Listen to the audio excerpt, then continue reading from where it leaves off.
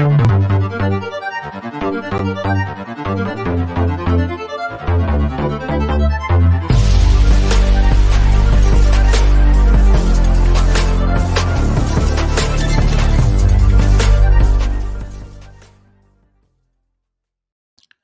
is up, and welcome to this very special edition of Mock Draft Mondays. It is special for a couple of reasons.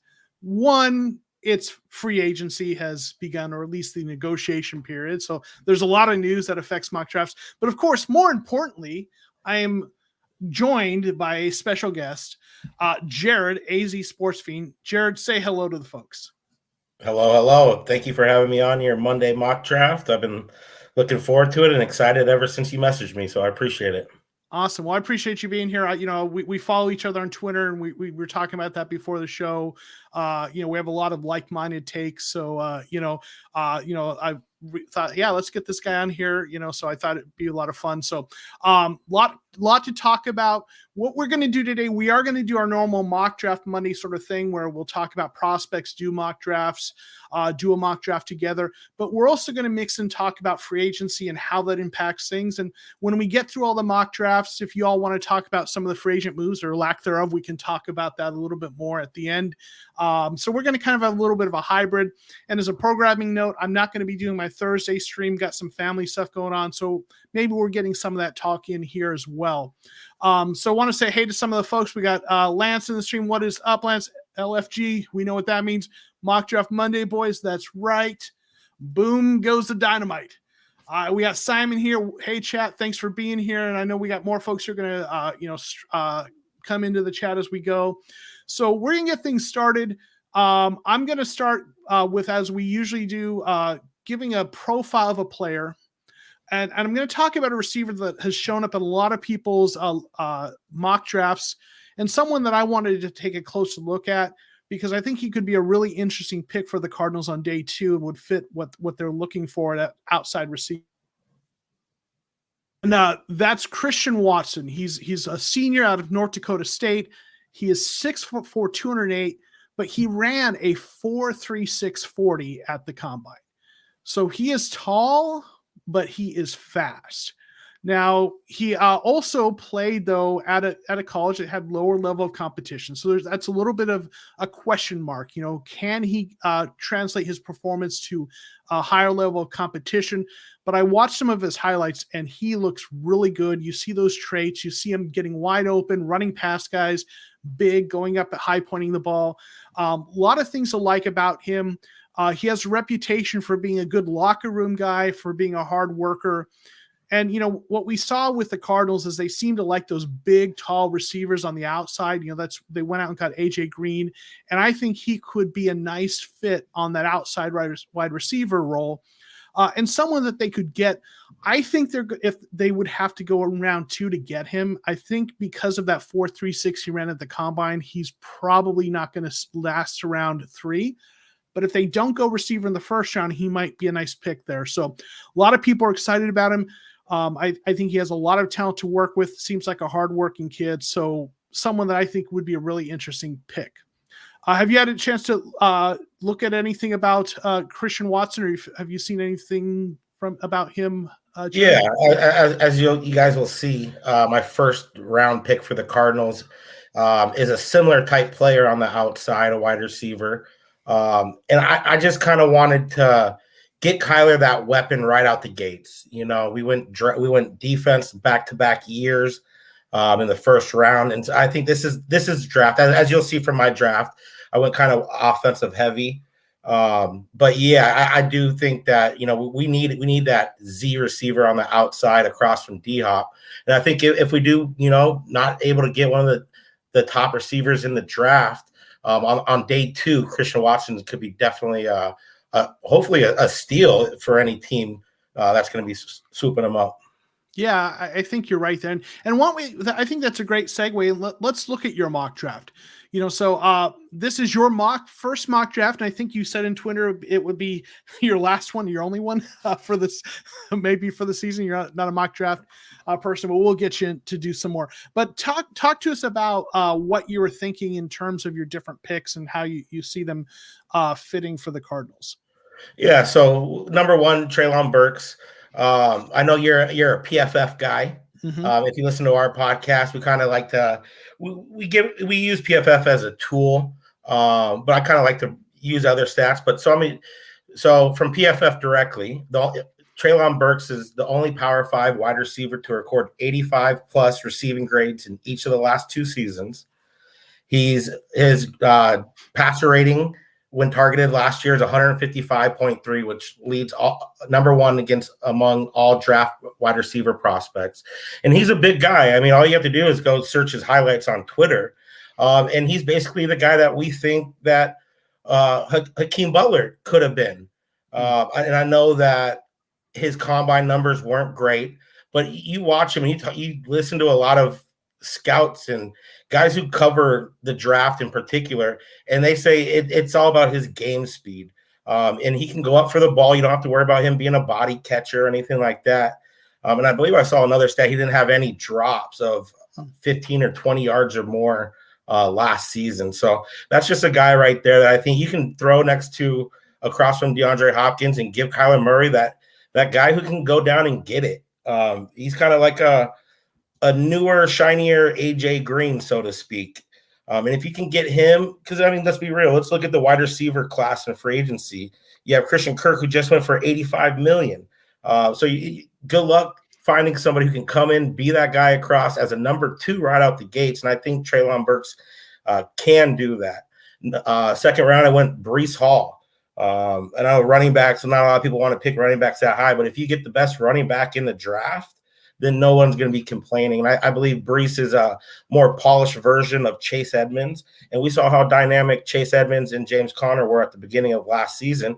And now if you could let Chase move on, which he just signed his contract with the Dolphins, you bring in Breece, he automatically is that guy basically between the 20s. And you got James Conner still, in the goal line and whatnot. James Conner is kind of an all-around back. But I think you bring Breece Hall and Treylon Burks, and this offense automatically just gets bumped up a notch or two. And that's my goal this whole draft right now is let's make Kyler Murray happy. Let's get him the tools so he's not, we don't have to fear him wanting to be out. Yeah, and I like, Treylon Burks is someone we've talked about a lot too in here. And, he's if they go for a big receiver in the first round, he could be that guy. He's a guy that some people think will still be around. He doesn't have quite the same speed as some of the other receivers, but like you talk about, he has functional speed. And for a receiver his size, his 40 time was fine. He's not a burner, but you don't need him to be. He really could be that sort of big outside receiver we're looking for. So I like that. Most of the best running backs in the NFL, the really elite ones, were taken in the second round. Guys like Derrick Henry, Dalvin Cook. So you've probably heard me say enough times, I don't like taking running backs in the first round, like ever. Second round, you get such good value there. To me, the only problem is if you're taking a guy in second round, then you feel like there's more pressure to pay them when that rookie deal is up, because they're going to be, if they're worth re-signing, they're likely going to be very, very good. And I know, people say, well, why wouldn't you want a very, very good player? I'm a believer, draft guys in rounds 4 and 5 and, and keep, do a running back by committee. But listen, if you get a guy in the second round like Breece Hall, he's going to be a difference maker.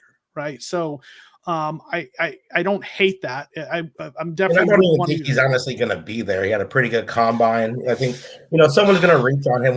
That's the thing. One of those teams who missed in the playoffs or whatnot, or get the best running back at pick number 28, 29, 30. And they don't really have that risk that a team in the teens or even the early 20s where you're going to kind of lambasted taking a running back especially if it doesn't work out, But yeah, no, I definitely agree with your philosophy. I just think that you had him and Connor, and that's dynamic right there. And I'll take the risk of maybe not or having to pay him down the road.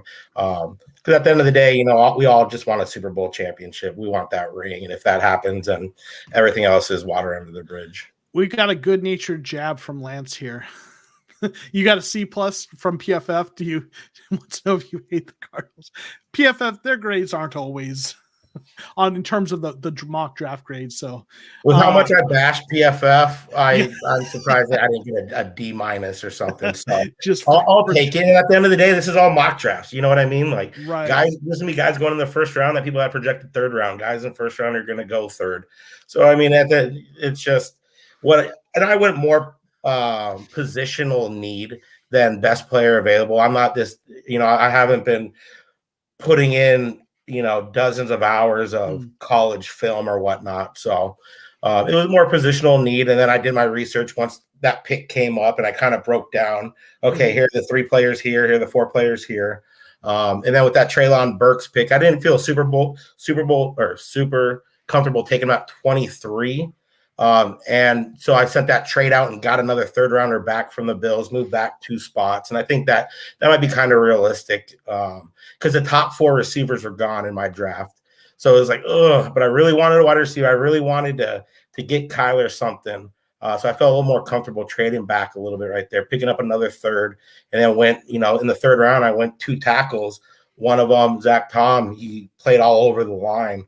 And his versatility could be huge. And then Max Mitchell from Louisiana, the Raging Cajuns, not LSU. He put up impressive game film when they went up against FSU. Jermaine Johnson, when the All-American edge rusher, he switched sides at halftime when they were playing them because he was Max Mitchell was giving him some work. So I think there's promise there. And at the end of the day, they're third rounders, and I just want one of them to hit, really. So I kind of just went a little bit different. So my first 4 guys were offense, which I'm sure you don't have a lot of mock drafts on here that went offense off first 4 picks. Yeah, I thought it was interesting seeing 2 tackles. I mean, if you're taking 2 tackles, I mean, this is third round is where you're looking to get guys that you hope will be starters, maybe, but a little developmental. So if you're taking 2 tackles at this point in the draft, I think you have to intend to move at least one of them inside to guard or center. Zach Tom played center, and they say he's probably projected more of a guard anyways. And that's that happens a lot, right? College tackles get moved inside. So I don't hate it. We've kind of talked about how Keim needs to do a better job, kind of getting some talent on the offensive line. So, if one or both of those guys develop, that, that would be nice. So then you got a couple defensive players in the next couple picks. Yeah, we got Jalen Armoire Davis. He wasn't a starter until this last season for Alabama, but had a few interceptions. He got hurt, I believe, the previous season, so he missed the whole year. But he's a guy that he's got potential. He's got growth in him. He's shown to be comfortable in both press and off-man coverage, and he's patient, and he shows his leverage. He had some really good games. He kind of gets overshadowed with all the big names in the SEC who've been doing it for multiple years. But if I take a little bit of a flyer on a guy, I don't mind him being from Alabama in the secondary. So that's definitely someone who I think you could grow into. And him and Marco Wilson, I think you'd have some pretty damn good practices right there between those 2 SEC rivals. And then after that, I went Jaden Peavy, who, from what I read, he's one of the better rush stuffers in this draft. And you can get him at pretty good value, it seems like. I know I have all these tweets bookmarked with all these guys or whatnot, but that is a guy that, looking after him and doing the research, he's a guy that could step in and be a rotational guy right off the bat. Because at the end of the day, I want Steve Keim to spend his money in free agency on the defense and up front in the defense. I want also a cornerback free agent to come in here that you can team up with Marco Wilson and Byron Murphy as a starting cornerback. And then drafting one guy like Jalen, you can kind of develop him a little bit. And then up front, I just don't see a lot of guys who come in the league right away and that are that effective on winning teams to come in up front and be like a run stuffer. But if that's something you can bring in here, pick 177, and he's even a rotational guy, I think that's something that could benefit the team because the biggest thing up front is going to be a healthy J.J. Watt this year. We saw last year him moving all around the defensive line. He was up front, over the nose guard, over the center a lot. And then they moved him a little bit on the edges. So you have a healthy J.J. Watt. You're going to have Rashard Lawrence. You're going to have Lecky Fotu. You're going to have options there up front. But definitely want to get another veteran run stuffer up front and can team in with another guy you draft whose specialty is run stuffing, because we saw Corey Peters play like 65% of the snaps in the playoff game, and that's not ideal for a guy coming off a big injury at age 32 or whatnot, who's a decent guy, but you don't want him playing that many snaps in your playoff game. So we definitely need to kind of stabilize up front, and that's kind of one way I'd like to see Keim go about it. Yeah, I like these picks because, Lance says it here and I've said it on the stream before. If you're going to take a flyer on a player with athletic traits, who you hope to develop, Bama is a good place to look because they don't bring in slouches in terms of athletic profile, right? So, if you've got a guy who maybe wasn't, didn't do enough to be a first round pick out of Bama, there's still some physical tools there that you might be able to develop. So I don't mind that at all. I like Jaden Peavy there. He's a solid run stopper. I think that obviously that's such a need for the Cardinals. We've been talking about that in my streams for a while. What I like to say is if you draft a good defensive interior player, you're improving 3 spots on this defense. You're improving the nose tackle, but you're also improving both the Mike and the Will linebackers, because those linebackers struggled in part, I think, because they didn't have those beefy interior defensive linemen that were doing a good job taking up blocks. So you're improving, Collins and Simmons play, hopefully, as well as getting us that run stopper. And the value there in round 5 to get someone like Peavy who could potentially be that guy, I think is really, really great. So, and then obviously you have your official stamp that makes it an official TCR Mock Draft Monday mock, Matt Ariza. It is not official without that. He is God tier punter. We all know that. What about your last 2 picks? So Ben Brown was a starter, I believe, from day one in Ole Miss. I could be wrong. Excuse me if I am. But he got hurt. He ended with, I believe, a torn labrum or something back in October. And he went to the combine, just did interviews. He didn't work out, but he was quoted the other day saying he should be 100% by the end of April.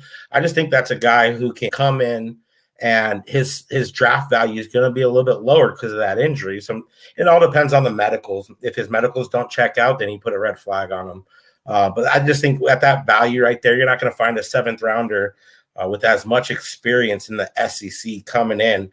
And I mean, he was a big part. Ole Miss, from the looks of it, just searching, seemed like Ole Miss was hurt pretty badly when he left, when he got hurt in October. So that's definitely someone to keep an eye on. And then Myron Tagovailoa Amosa, that's a guy who started at nose tackle and moved out to edge this last year. So he's raw.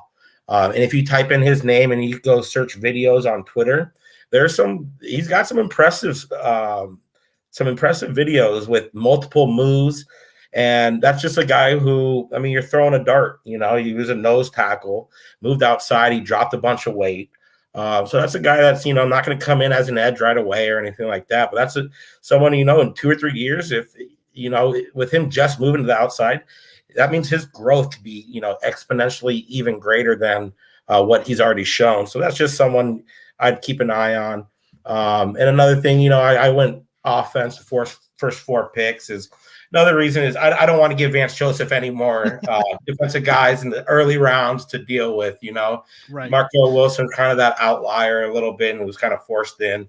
But yeah, this whole draft, I want Kyler to have those weapons around him. Number one, first and foremost, that's the most important thing for me. And from there, just kind of build the depth and get guys who I think, might not come in day one, but are going to be better at the end of the season than at the beginning of the year. Yeah, no, I like it. There's a couple of these players that I've drafted on a lot of my mock drafts that I really like. And I think there's some good values here. there's some of the, we talked about the running back maybe is a little early for my likings, but he's a great player. So overall, I like it. And I will say, like, I've been so defensive heavy in my own mock drafts, but recently I am starting to lean more towards receiver early because I'm just more and more starting to kind of come back around to the thinking that, you need weapons to win in this league. It's maybe I'm overthinking it sometimes because scoring is what matters. The league has shifted towards offense and it's shifted towards passing offense. So obviously you need some defense, but getting, you see what like a Jamar Chase did for Cincinnati last year as a rookie, or, Justin Jefferson, so if you can get a good receiver in the first round, that could be really, really helpful.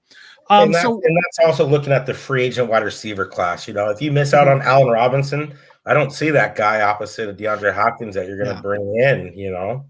Well, and then you look at how much receivers are getting paid too. And we talk about the value of a rookie contract with quarterbacks. I think that value with receivers is also really important because of what you see they're getting paid, right? And we got want to say hey to a few people who just jumped in. Chris Young, thanks for being here. We'll talk more about Kirk, and I know I'm seeing a lot of comments about the free agent signings. We will definitely talk about those more towards the end. So we're gonna have kind of both mock draft and free agency. Thank you for being here, Elawan5. Do whoever it takes to get Drake London. I'd love to get that guy. He would be a really good pickup if they could get him in the first round. He might be gone by then.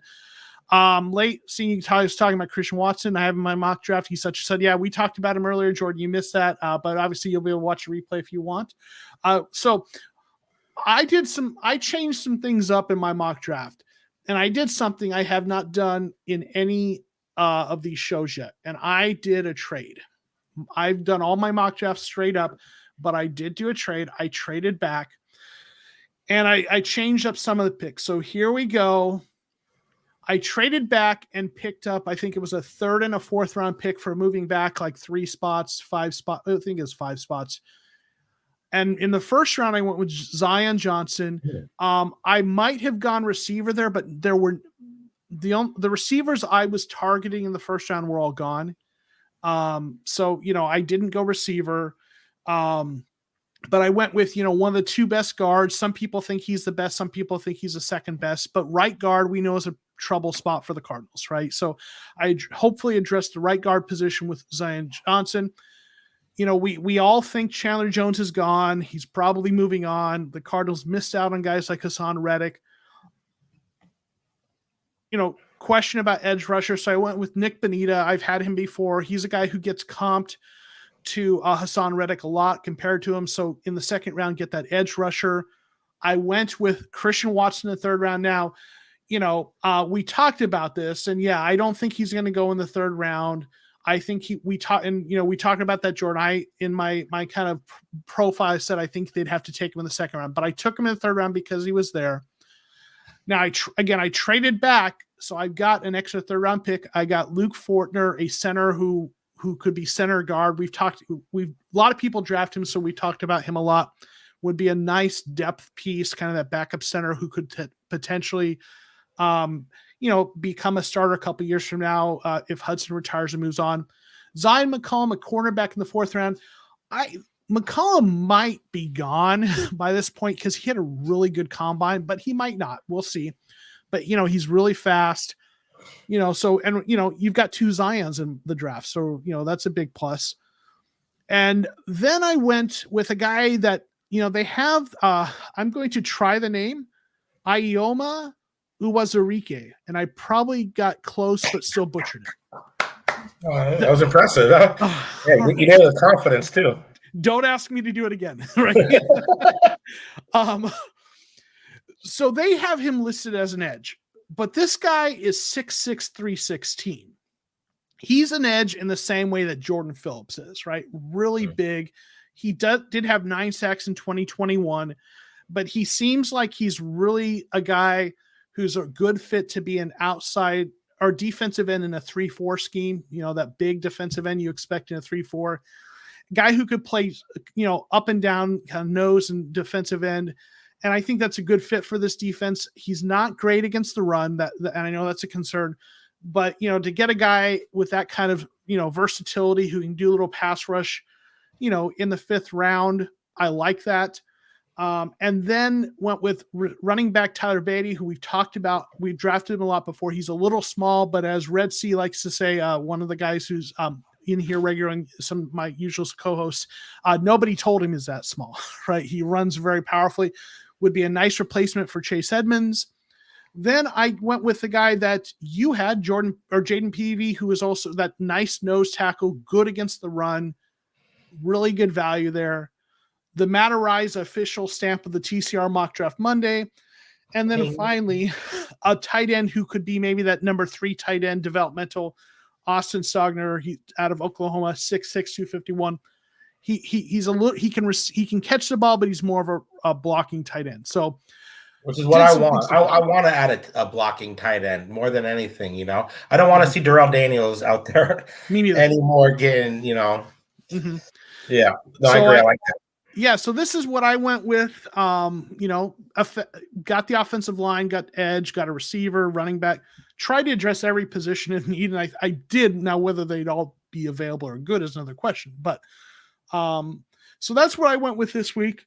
Any thoughts on any of those players stand out to you, or any of them that you maybe disagree with, or thoughts on any of them? No, I like it a lot, actually. If Luke Fortner's only a developmental kind of center, we're looking down, a couple years down the line, that might be something I'd want to get maybe more impactful in the 3rd round. Mm-hmm. But other than that, if he covered everything, from punter to center to multiple edges, I like it. So yeah, and Fortner's a guy who could be a starter at guard or center. So he might be a guy who in a year or two could be starting. But yeah, I hear you. Maybe you want to try to get a guy who'd start sooner in round 3. So okay, yeah. So what we're gonna do here, and Benito is interesting. Not a lot of tape. He was a guy who was a little small, but he added some weight in the combine. So people worried about his size, but he added some. So. Yeah, so here, what we're going to do is we're going to go through the mock drafts of people who submitted them for the stream. And when we put up your mock draft, if you want to give in the chat, if you're here with us and you want to talk about your rationale, like what your thought process was, please be sure to get that in the chat.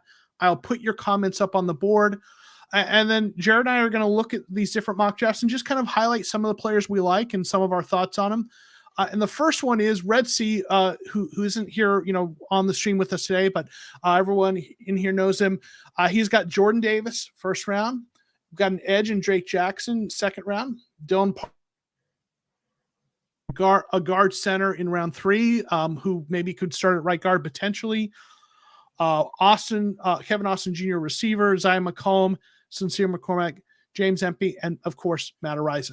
So, any thoughts on any of these picks? Anyone that stands out to you?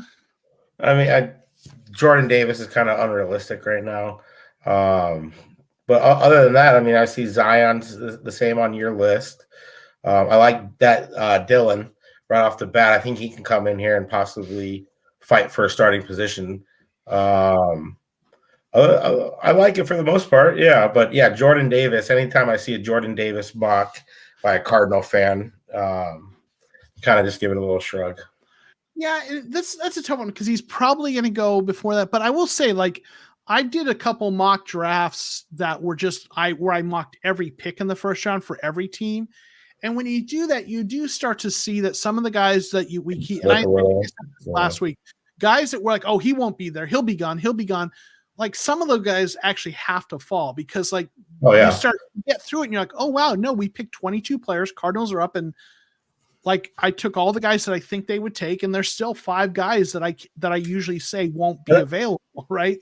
And I guess the biggest wild card is how many quarterbacks are going to go, no Malik, but there's always that draft or there's that spike. Could there be 3 quarterbacks that go before us? I'm hoping, I want one of those top wide receivers to fall personally.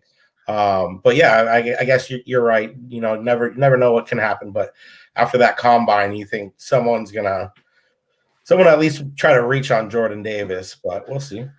Yeah, I mean, and he might be gone, but if he's gone, then there's a good chance it means one of those receivers we like is still there, or a cornerback.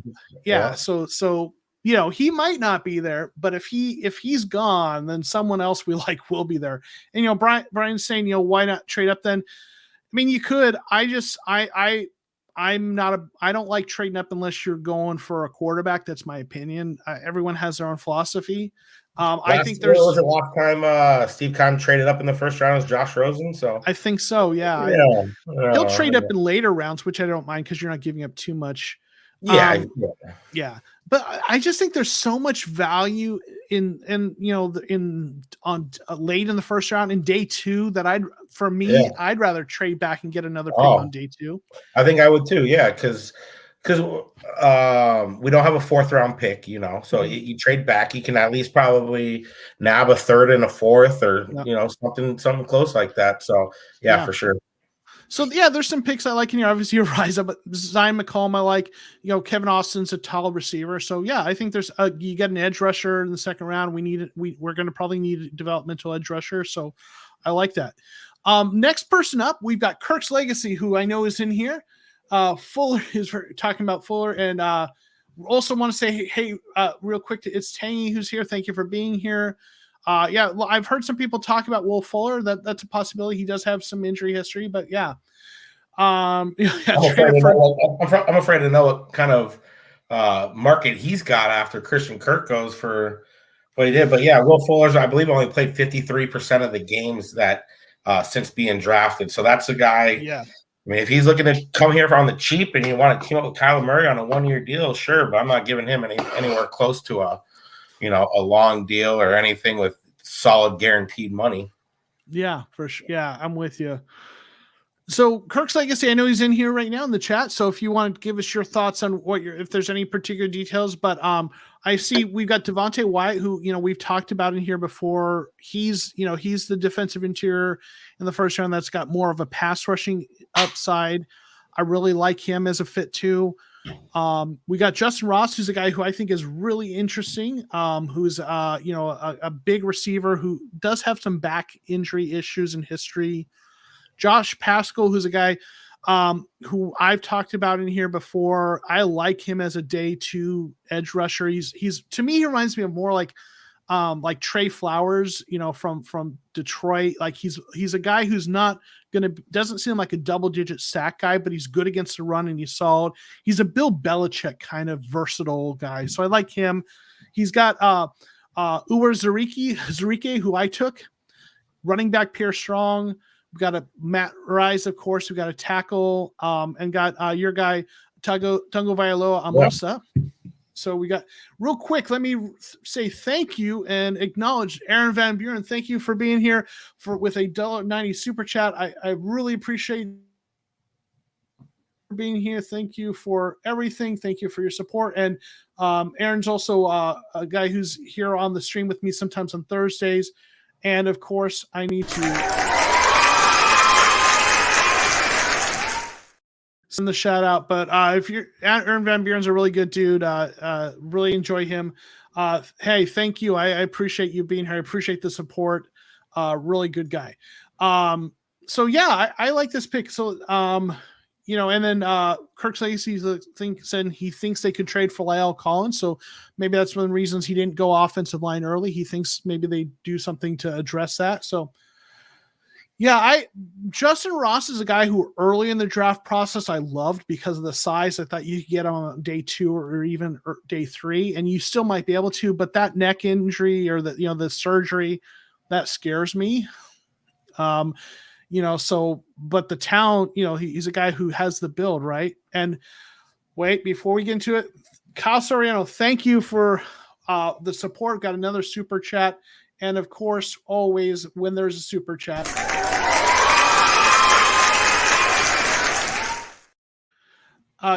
So Kyle's a longtime supporter of the channel. He's been here since, a subscriber and supporter of the channel since very early on. So I always appreciate him being here, and thank you so much for the support. I sincerely appreciate it from everyone. Does anything stand out to you from this mock draft? I really like the Pierre Strong pick. I think that's somebody who that kind of goes right up, Steve Kime's alley, small school kind of guy. Kind of reminds me like a Chase Edmonds. Mm-hmm. But if I'm looking at it right, he put up 1,700 rushing yards last year. Mm-hmm. I know it's South Dakota State, and you probably want him to be a little bit more impactful in the passing game. But that's definitely somebody right there who I find that fairly realistic, where Steve Kime can go after that type of pick right there. And shout out for adding Myron. That's a good one. I like it. Yeah, and Pierre Strong's been in a lot of my mock drafts too. I think he's a good there's so many guys in round 5 running backs that could be that replacement for Chase Edmonds, and he's a good candidate. Brian Dahl, we need a Jacksonville super chat. They're spending some cash. If Jacksonville Jaguars Trent Baalke was here in a super chat, I'd get like a $3,000 super chat or something, because he's just throwing silly money around, right? Yeah, so 100% there. Yeah, I like it. Devontae Wyatt, I love. Justin Ross, I like the talent. I just worry about the health. I love Pascal on day 3. I like, Ubazariki because obviously I drafted him. Yeah, I like this draft. I don't know much about the tackle here from Fordham, Nick Zakelj. Zakelj, I'm not sure how it's pronounced. And then we talk about Tungo Vailoa-Amosa, who didn't do, and Tungo Vailoa-Amosa did not run very well at the combine, but he's, I think he might be one of those scheme versatile sorts of guys, that edge who might be an interesting fit later. So yeah, I like it. I think it's a good one, a good draft in general. Next we have Lance, who was here the first comment. Lance, a really great support of the channel, really good dude. What's I really up? appreciate him. Yeah. And he's got, I like some things I see here already. We've got Chris Olave, receiver, first round. Dylan Parham, guard/center. Donovan West. So whoa, he is really rebuilding our offensive line. Donovan West, Josh Rivas. Then we got Jaden Peavy, who we both had. DJ Dale, another defensive interior. Merlin Robinson, Jeremiah Moon, linebackers. Man, so there's some interesting things here. I like it. I like the competition it brings up front. Front 7, he draft 4 guys in the front 7 defensively. Shout out Merlin Robertson. And then, you go guard, center, guard, which I like. I would prefer to throw a tackle in there maybe. But I mean, you bring as much competition as you can up front. And I wanted Chris Olave in my mock draft, and he was gone. So this is a pretty solid mock draft right here, Lance. Yeah, well, and he said, wide receiver dropped, and he's special teams, and he's an ASU alum. So there you go. Yeah. So I will tell you, Chris Olave is a guy I'm intrigued by, because he's not that big receiver. He's tall enough. He's like 6'1", I think, 6'1". But he's interesting because he's fast, and he's a guy who can play outside and the slot. So he's versatile. So he's an interesting fit. He's not that big body receiver, but I kind of like that versatility of what he could bring. And he's just so quick down the field. So, Olave is a guy who's been in a lot of my mock drafts. So I really do like him. I agree. I just want to follow up on that before we move on. With Olave, if you get him, he basically would automatically be your Z receiver, I believe. I don't think you're going to draft him in the first round and put him automatically in your slot. But you can do packages where you have him in the slot, you move Rondell to the 4th receiver, and then you could also, if you're a big Antoine Wesley guy, you could throw him out there for a couple packages outside. So you could have those 4 on the field, which is, I think, with that versatility, that's kind of ideal right there. Because in my mock, when I drafted Burks, he's basically just going to be that outside guy. But you get someone like Olave and Kingsbury's system, I think you can do a lot of special things with that, especially if you're an Antoine Wesley fan, which I am.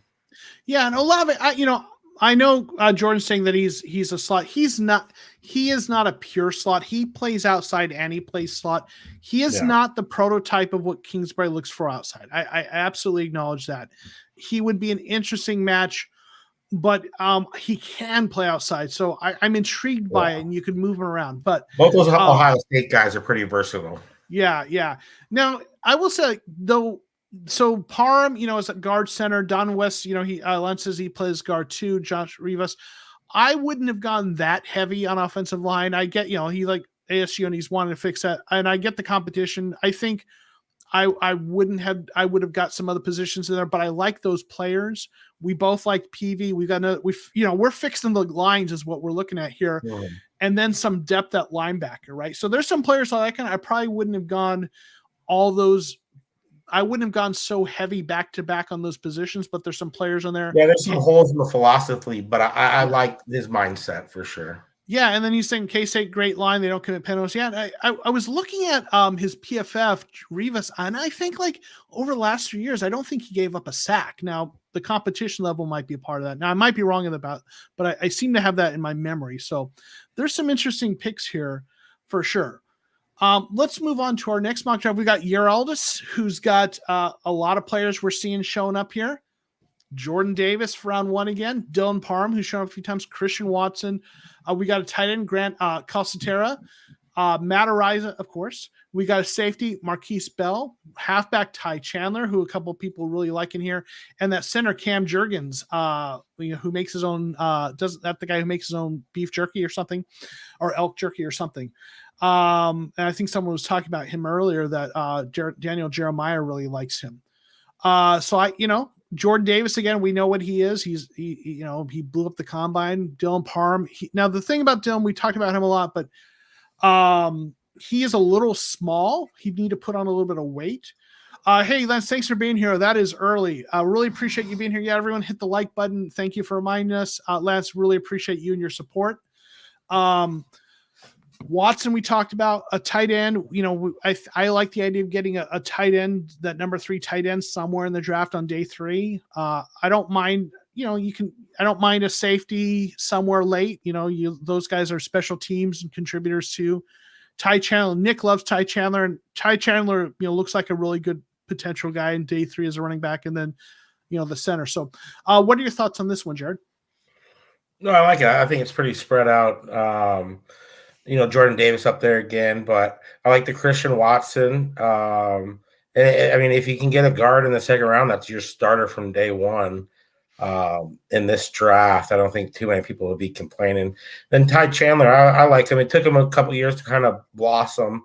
He was at Tennessee, I believe. Then went to North Carolina, but that's a guy who has pretty good value that late right there.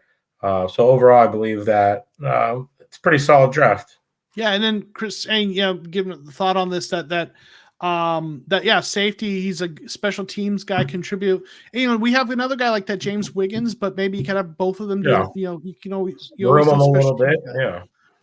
So idea of having a safety learn from Buddha. So yeah, between him and James Wiggins, I want to also send a thank you and shout out. We've got another super chat. Rafael Castillo, thank you for being here. Really active he's really active in the Discord.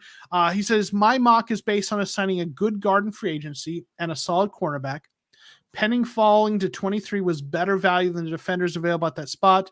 To be continued on the second super. Oh my. Thank you so much, Rafael. I sincerely appreciate all the support. Thank you. I really appreciate it. Oh, and here we go. With all the depth on DT and edge this class, my main priorities were offense for the most part, but some very solid players, certain positions to all my runs. Okay, and I know your mock draft's coming up, so I'll get those comments back up there also when we get back up there. And also, your Aldous is me. For some reason, my Discord name and TT are different. Okay, good to know. No, hey, I will put those back up when your mock draft is up. Don't worry about it, Rafael. I will put those comments right back up there, and we'll look at them when we look at yours. And I think yours is coming up soon. I think there's some nice players on here. Some that have shown up on other mock drafts, and of course, listen, if Matt Ariza is there, it's an A+ draft, right? Okay, so now we got Robert Moore, who is also a really great supporter of the channel, also very active in the Discord. He's got Devontae Wyatt in the first round. We've seen him before. Alec Pierce, another receiver that we really like, big, tall, fast, he's got some of the same traits, that Christian Watson has. He could be that outside receiver. Dylan Parham, Zion McCollum. Both have been on multiple mock drafts today. And then we've got Hassan Haskins, who, I was on a lot of my mock drafts earlier. He's a guy who's a big back. To me, he's like, I like him as a little bit of a James Conner type. He doesn't have all the same traits, but that big power back. I still like him. I just don't know if we're going to go in that. I think we're going to go in that direction because of, re-signing, James Conner. Got Ty Chandler, who, a lot of people really like. And I think he's a good pick there as well. That center, Cam Jurgens, a nice backup center. And of course, Matt Ariza. What stands out to you from here? Yeah, I think Alec Pierce would be somebody that you could bring in and compete right away with Antoine Wesley over there.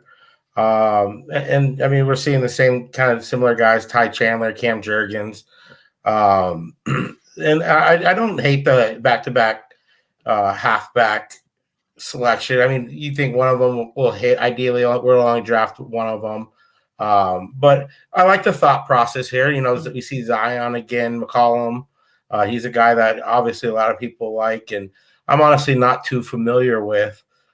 We expand on him a little bit for me. So I don't know a lot about him other than he's fast and ran a good 40 at the combine. In fact, I probably need to do a profile on him to learn more about him. Sam Houston State's a smaller school. Yeah. So, he's a guy who's, is one of those kind of traits prospects. He's 6'4", 195. So he's tall and long. He grades well in PFF. So he's one of those kind of guys who, you look at as he has a guy who has traits, and let's see if we can develop him. So on day 3, those are kinds of guys you're looking for. Yeah, I like how he went offensive heavy, though. Kind of similar philosophy that I kind of had after the first round pick with Devontae Wyatt. Do you think there's a chance Wyatt's there at all, or? I do. I don't know. Yeah. Obviously I don't know that he'll be there, but I think there's a chance. It's tough. I think at least one of the Georgia defensive tackles will be gone, maybe both, but I could see him there. Okay. Yeah. And I will say in Robert's defense, I'm pretty certain he submitted this before free agency started, so we didn't know that Connor had re-signed yet. Right. So I and I'll tell you, even with Connor re-signed, I wouldn't hate it if they went 2 running backs in the draft. I mean, you'd have 5. One of them would have to be like a special teams type of dude for sure. But yeah. Yeah, you might be looking at Ward as a practice squad on the practice squad that happened, but I think they probably should draft 1, but I wouldn't hate if they went 2. But yeah, I like all the players on here, so I think that's a good mock draft overall, and I like they addressed a lot of positions of need. Maybe I would have liked to see more defense instead of one of those running backs. Maybe get a defensive lineman or edge rusher, but there's a lot of players I like on here. Yeah. K1 since day one, who is, I believe, is in the chat, if I'm not mistaken still. So we've got Jordan Davis, Christian Watson. I think this is, if I am not mistaken, this is Jordan P. Correct me if I'm wrong. But yes, this is Jordan P. Okay. So here's his. Okay, this is my draft. I drafted Haskins before Connor resigned. Yep. Okay. I also took Watson at 55 since he won't be there in the 3rd. Yeah. Okay. And I agree. He probably won't be there in the 3rd. Yeah. Okay. So we got Jordan Davis, who might be there, might not. Watson, who I like. Parham, who could be that right guard. McCollum, who many of us who drafted developmental, getting a running back, so maybe, as he said, this was before Connor signed. I imagine if Jordan was redoing this, he'd look at a smaller back. So that almost like that's a placeholder. Malcolm Rodriguez, I've been going linebacker on late in day 3 as well, like this, because with Hicks moving on, as much as people are like, talking about, we don't need any more linebackers because we got in the 1st round. We do need a depth linebacker because, do you want Joe Walker again as that 3rd linebacker, right? So they're going to have to probably, Tanner Vallejo's there if he's healthy. And I like Tanner better than most people do, I think. But I wouldn't mind getting a guy, who's a depth piece on day 3, Matt Ariza, and then a center. We need a backup center. So Nick Ford. So I think this is a really nice balanced draft. What do you think, Jared?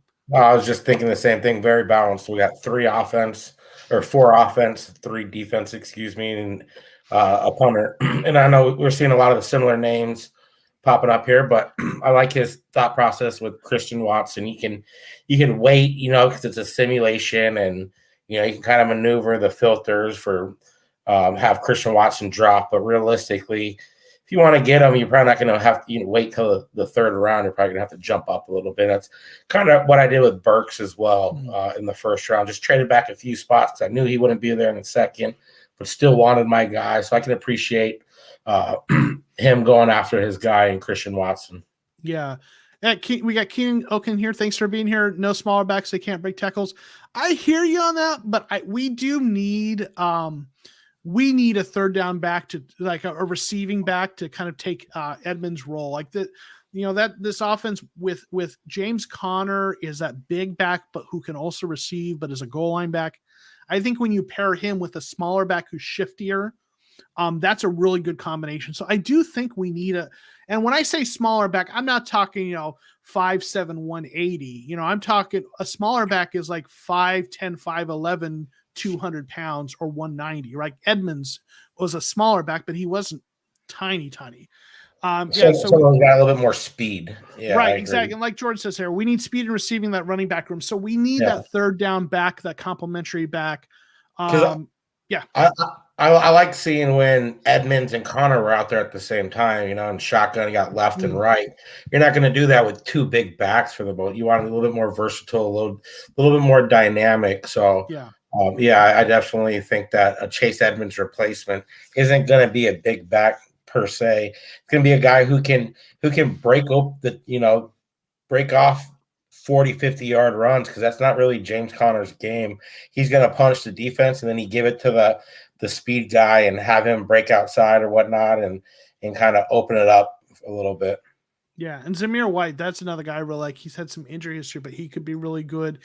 Real quick, we will talk about free agency more later. What do you think about Honey Badger coming? I don't think it's happening. I think he's salty with Steve Keim, and I don't think he'll ever be back in Arizona. Where would he play? I'm sorry? Where would he play? I mean, we have that's right. Our safeties are, we don't want to mess with that. Really, Jalen Thompson had a heck of a year. He definitely not coming in for Buddha. So I mean, they might play him it's not happening. If they did, they might play him in sort of a hybrid slot. But it's not happening. I'd be shocked. I'd be very shocked with all his tweets talking about us. Yeah, I don't. For sure. If you hold a grudge, he holds a grudge, all right. Amen. Brian Darko, another really wonderful contributor in the Discord. And while I'm there, I'm going to use this as a really quick chance to plug the Discord. In the description of the video, there's a link to Discord. If you aren't in our Discord, please join up. There's a group of folks in there chatting all week long. So if you want your Cardinals fix, or you want to just be part of a running dialogue during free agency, it's an active group. There's almost 100 people there, not quite. And it's a good group of folks. So encourage you to check that out. Brian, I really like some of the picks on here. He went with cornerback in the first round, Andrew Booth Jr. out of Clemson, who, sometimes I see him falling a good bit, and I've taken him in a few of the mock drafts I do. So, if some of the really good edge rushers go early and receivers are gone, that means a cornerback might fall. And, that could be a nice pick. I prefer to go cornerback on day 2 or 3 because I want to sign free agents that are really going to be ready to start right away. And maybe get a developmental guy. But if one of those top guys falls to us, I'm not going to complain if we take him. We've got an edge rusher, Drake Jackson, who's a little bit developmental, needs a little bit of development, but he's got the tools. Dylan Parham again, Zion McCollum, Pierre Strong, Matt Araiza. Daniel Bellinger, a tight end who I really like as a late round. I watched him in the combine. He did really well in the drills, was really sound, could be a nice player on day 3. And then Cam Jurgens. So I think there's a lot of good things in this draft. I would like to see a receiver, but I think Brian addressed a lot of really important positions. So anyone stand out to you on this? No, I agree with you about Andrew Booth. I prefer bringing in a free agent to kind of add to the young nucleus that we have. And then you can still draft Zion. But Andrew Booth's going to come in, and I mean, he might be your number 2 cornerback right off the bat. But I also like that Daniel Bellinger. You know, he is known to be more of a run blocker, which I said earlier is kind of what I would like to add to, you know, if we're keeping Max Williams, and obviously we're keeping Hurts. If one of those goes down, you know, I feel like we need another run blocker, tight end, because what I saw from Darrell Daniels, I don't want to see that again. But it seems like Bellinger went to the combine and kind of showed off a little bit and had a pretty good combine. So that's definitely a name I'd be keeping an eye on later in the draft too. We'll see how his stock goes, because it seems to be rising right now. Yeah, I think potentially, yeah. And Bellinger's interesting because he is a good receiver. In fact, he was known more as a receiver, but one of the things that stood out, it was just a little moment, but when they did the sled drill, I was watching that, and I know I've commented on that in here, and they were telling them, hey, you know, keep your pad level down. If you get under it, but keep your legs moving. If you don't, it's going to go straight up, and you're going to get kind of not be able to, you have to kind of keep it and pushing it forward. And he did it textbook. I mean, he was doing it just right in terms of keeping that sled moving and not getting upright. So I liked what I saw in the technique, and I saw what I saw. So anyway, yeah, I think this is a good draft. I like this. And he got an A-. PFF liked it. They don't like, in fact, the only grade they gave him a DM Matariza. So clearly PFF doesn't know what we're talking about, because Matariza is an A+. So this grade is slanted. All right. Now we have Raphael. So let's go back and visit Raphael's generous comments, his super chats with his comments. His mock is based on assigning a good guard in free agency and a solid cornerback. Okay. So he's probably not going heavy or early on either of those positions. So he's figuring we get a right guard in free agency and sign like a number 1 cornerback. Says Penning fall to 23, better value. Okay. So, you know, although tackle doesn't seem like a position you want us to go early, he says the value is too good. And then with all the depth of defensive tackle and edge in his class, his priorities were offense for the most part, but some very solid players at certain positions fell to all my rounds. Okay. So that's Raphael's kinds of his thinking. So we've got a tackle first round, which, to me, like, you know, a tackle early, it's like, man, you know, I get that we could use an upgrade, and maybe, you know, that becomes, you know, Beachum is older. Beachum has been solid, and he's on a really team-friendly deal, but he's in his 30s. I think he's like 32 or something like that, if I'm not mistaken, maybe even older. So, you know, maybe you bring in Penning, and maybe he doesn't start this year, but maybe next year he becomes the right tackle, or even move Humphreys over to right tackle and he becomes left tackle. So maybe he becomes a starting tackle next year if he's that good. Got Bonita at edge. You know, we need the edge rusher, so like that. Christian Watson, obviously I got him there. Obviously, though, we also talked about he might not be there. You know, Pierre Strong's been on a couple mock drafts like that. Thomas Booker, now they didn't give him a good grade for him, but this was interesting. Like, if you watched the combine, you might have noticed Booker, they had him running with the edge rushers in terms of the combine drills. But he is more of an interior. So he would be an interesting guy at that 3-4 defensive end. Kalen Barnes, the cornerback from, Baylor, who set a record in terms of the 40. I think that was the guy who ran like the fastest 40, if I'm not mistaken. Correct me if I'm wrong. So he's small but fast. Matarize at Ben Brown, who was he on your mock draft, Ben Brown? Yes, he was. Get him in the 7th round, though. That's a steal. Classy nasty. We need to draft a kicker. Brian said, you mean punter. Maybe with Matariza, they're both, because he can do both.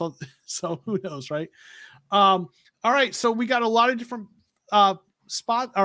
picks here. A couple, Booker and Barnes, guys who haven't shown up regularly on mock drafts before. Anyone stand out to you here? No, I like the tackle pick. We haven't been seeing that in the mock drafts, but you can't ever have too many, potential future starting tackles on your roster.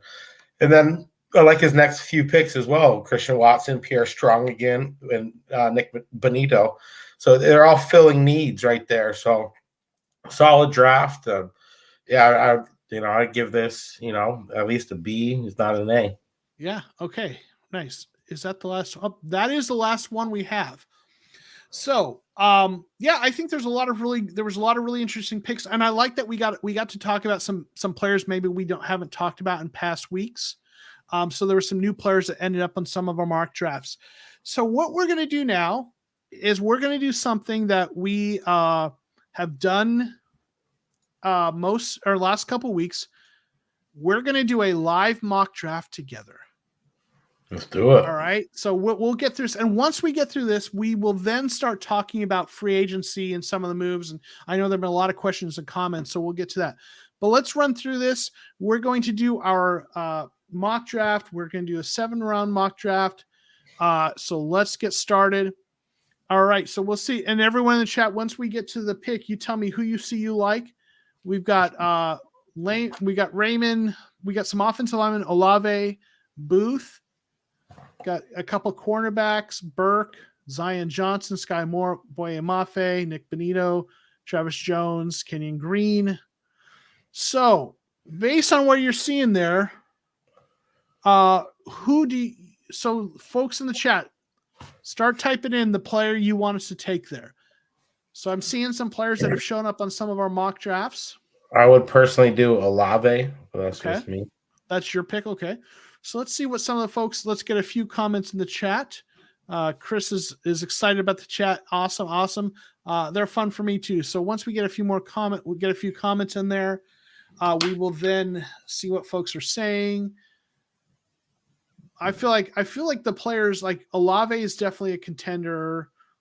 Andrew Booth, got a couple other cornerbacks. You've got 3 cornerbacks, I think, that are choose from: Elam, Pitre, Booth, Traylon Burks, Zion Johnson. Sky Moore is interesting with, that's interesting too. Boye Mafe developed an edge rusher that I really like. We talked about a couple weeks ago. Benito, Travis Jones, who I love, might be a first round consideration. All right, so let's see what we got. We got a couple people saying Olave, Zion Johnson, Olave, Zion. Kathy's repeating herself. All right. It's really, I'll tell you, we've got some votes for Zion and Olave, but and Mafe is good too, but we're going to go and let you be the tiebreaker there, Jared, since you said Olave. We're going to go Olave here as a first round pick. It's hard to tell too, because it seems like wide receivers are kind of so, all over the place in the teams and whatnot, with all these other, scouts and draft guys, gurus or whatnot. It's just so hard to kind of predict who's going to be out there for sure. Absolutely. So let's say we got a linebacker, the Steve Keim special still here. We got a couple edge rushers, right? Enigbare and Jackson. Got tackle. We got some running backs, another edge rusher, Cameron Thomas, linebacker, Jalen Tolbert. We got a receiver. He is 6'3", 190. Well, we did go receiver already, but another Kennard, another tackle, linebacker, tight end McBride, Justin Ross, Dylan Parham, Josh Pascal, Kellen Deich, Christian Watson, Alec Pierce. There's some good receivers still there, but we did go receiver, so that kind of is interesting.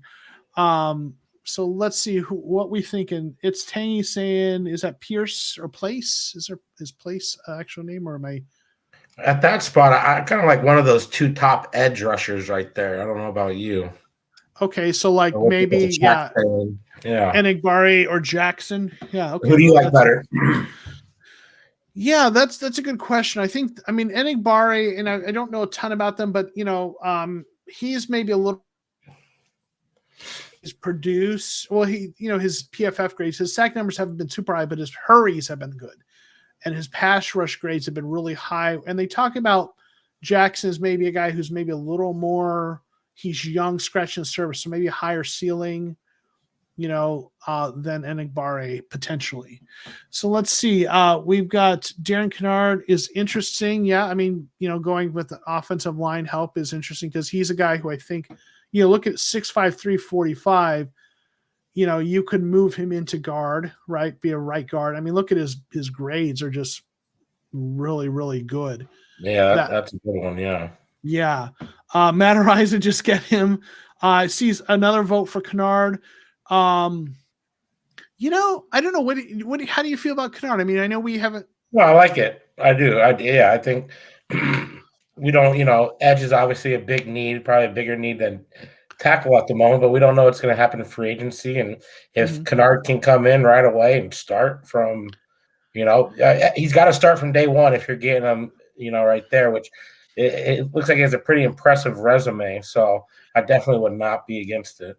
I mean, he looks like he's a really, really solid run blocker. Move him into right guard. We went, I know a lot of people wanted Zion Johnson, wanted the guard at the first pick, and we didn't go there. So maybe this might be a way to kind of make up for it, right? I like it. All right, so let's do that. It's different than what we've done in the past, but we'll try something different. Cool. Now we're going to get to round 3, and I feel like let's see if there's. I wonder if there's any edge rushers. Christian Watson is still there. I'm going to say, even though we've talked about him so much, I'm going to say we're not going to take him because we don't think he'll really be there. One too, we took a receiver. There's some running backs here. This guy Doman's more of to me, it seems like a more safety linebacker hybrid. Max Mitchell, who you took. We've got some more offensive linemen. There's really, it's like edge kind of falls off, huh?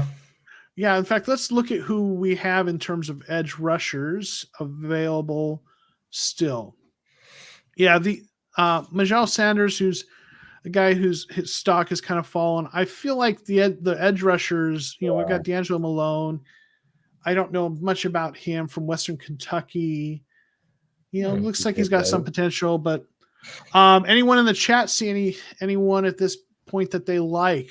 Because we went offensive line. Not getting any comments in the chat. Cornerback. What do we got? Let's see what's available in cornerback. Let's clear that and then let's see what cornerbacks are still on the board. Doman. So I don't think you're really taking. He's 6'1", 230. He's a linebacker safety hybrid, in my opinion. Zion McCollum is there. And Cordero Flott. Christian Watson, easy to start. We've talked about him a lot, and if he were really there, I'd absolutely take him. But I think we're going to not take him because we don't think he'll really be there. And we took a receiver in the first round, but I totally feel you. He was on my mock draft. What do you think? I mean, I'm going to let you pick here, Jared. What do you think? Let's go back to the overall big board with all the. Okay. Yeah, let's see what we got there. So we went offense back to back to start. We went receiver, and then we went with the tackle who we're moving to right guard. Would you think this fan base would freak out if we went guard right there and pick up the Memphis dude, who's a top guy, right? Well, so you get guard and tackle right there. It's different. I don't know how realistic, but. Would they go? I mean, I don't think they're going to freak out about a mock draft we're doing. No. But I'm just saying, like, how in real life. Yeah, of course, in real life, not right. Yeah, now. I think some folks might, right? I think so. Who are you feeling? What are you? What am I feeling? What I'm feeling is kind of like we're in that in between stage right here. It seems like I am feeling one of two things here: either Zion McCollum, that developmental cornerback, or James Cook, who I took in a mock draft a few weeks ago, who was so natural catching the ball.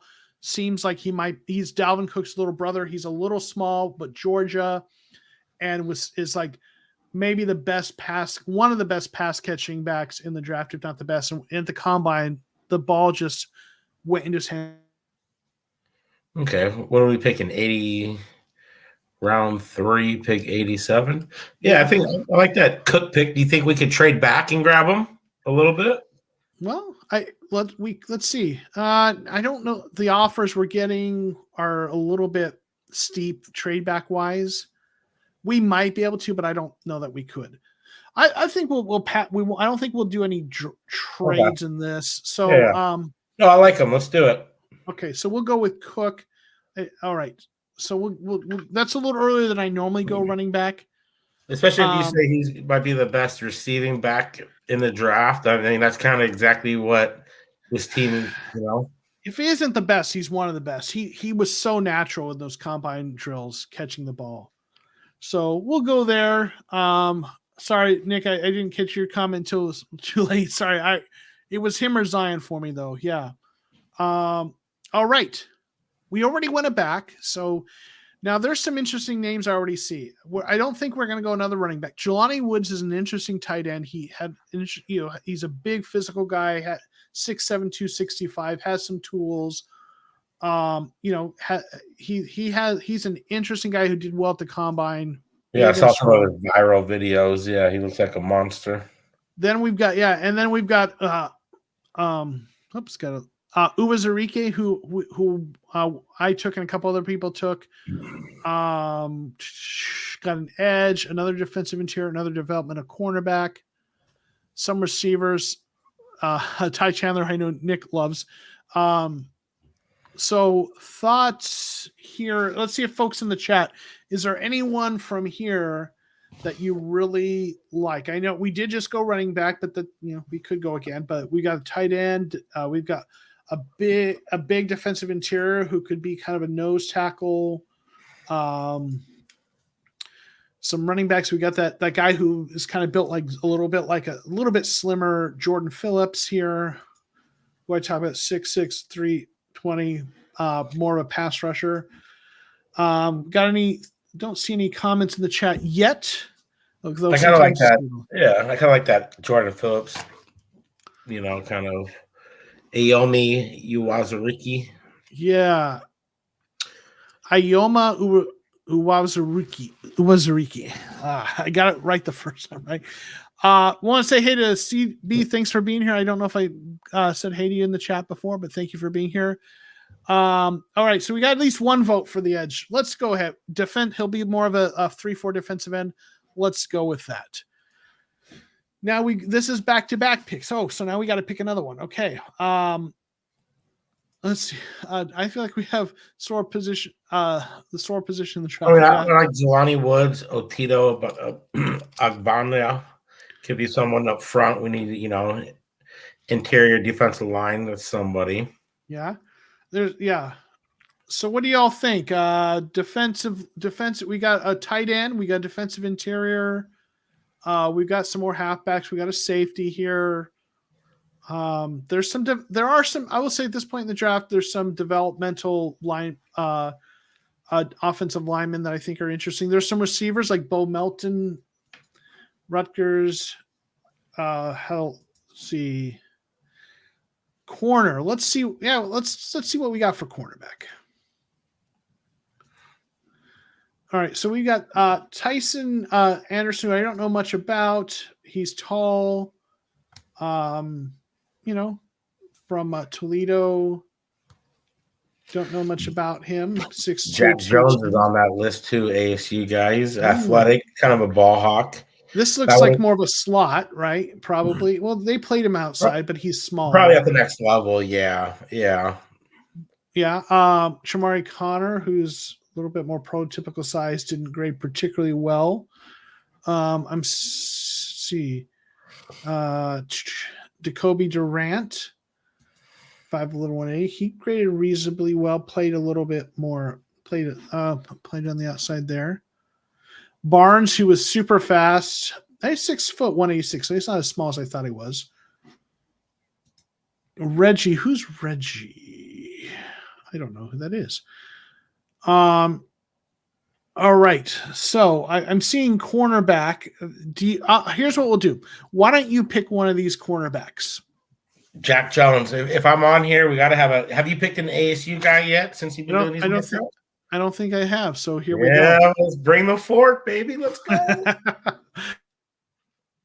Yeah, I like it. Now, I think this is the point where this is Matt Araiza territory. Do it. We got to do Matt Araiza. So that's just not even a question. All right. Kalen Barnes is, I hear this. So, and then I hear, see Tito. So I don't know. Let's see if either of them are still here.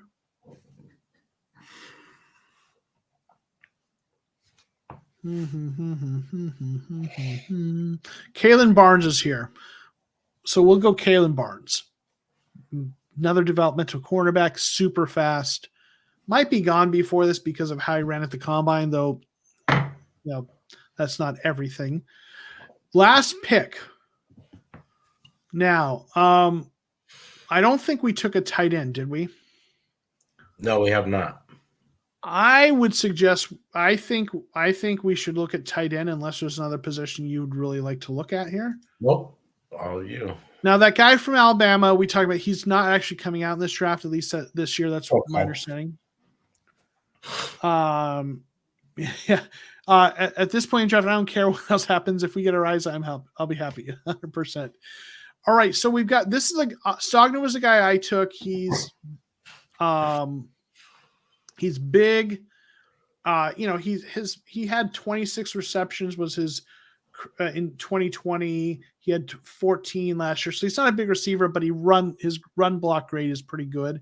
Cool. And then we've got if we're looking for Quitoriano is a little more of a receiver, I think.